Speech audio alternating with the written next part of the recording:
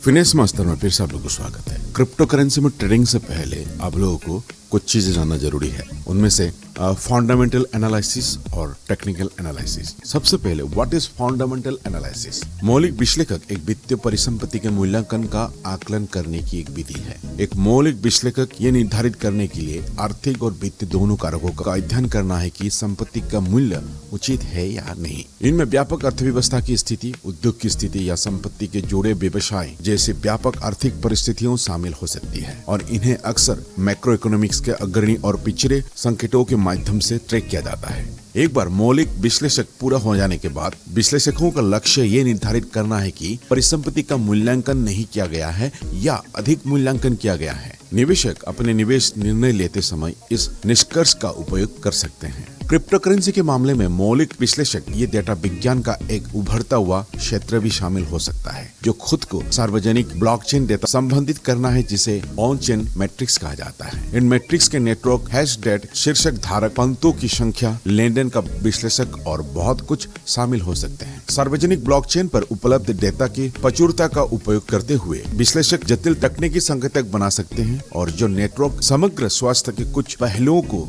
मापते हैं, जबकि स्टॉक मार्केट या फाइनेंस में मौलिक विश्लेषक का व्यापक रूप से उपयोग किया जा सकता है। ये उनकी वर्तमान स्थिति में क्रिप्टो करेंसी के लिए कम उपयुक्त है।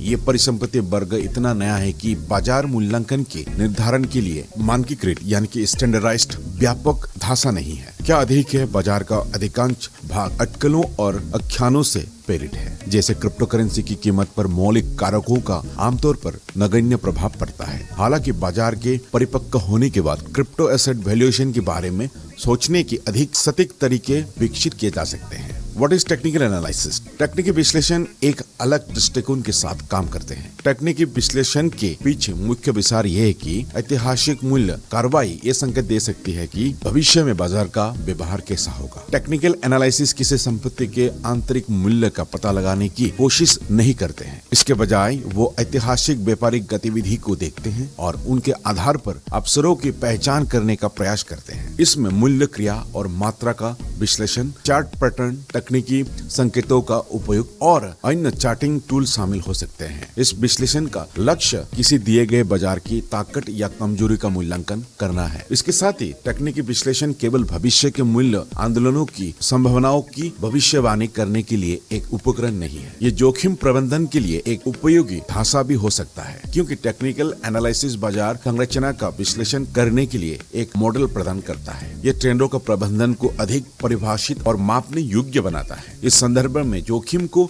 मापना इसे प्रबंधित करने का पहला कदम है। यही कारण है कि कुछ टेक्निकल एनालिसिस सख्ती से व्यापारी नहीं माना जा सकता है। वो तकनीकी विश्लेषण का उपयोग रूप से जोखिम प्रबंधन के लिए एक रूपरेखा की रूप में कर सकते हैं। तकनीकी विश्लेषण का अभ्यास किसी भी वित्तीय बाजार पर लागू किया जा सकता है और इसका व्यापक रूप से क्रिप्टो करेंसी व्यापारियों के बीच उपयोग किया जाता है। लेकिन क्या तकनीकी विश्लेषण काम करता है? जैसा कि हमने पहले उल्लेख किया, क्रिप्टो करेंसी बाजारों का मूल्यांकन काफी हद तक अटकलों से प्रेरित है। ये उन्हें तकनीकी विश्लेषकों के लिए एक आदर्श खेल का मैदान बनाता है, क्योंकि केवल तकनीकी कारकों पर विचार करके ही कामयाब हो सकते हैं। तो दोस्तों, ये इन्फॉर्मेशन आप लोगों को कैसा लगा? अगर अच्छा लगा तो सब्सक्राइब, लाइक एंड शेयर।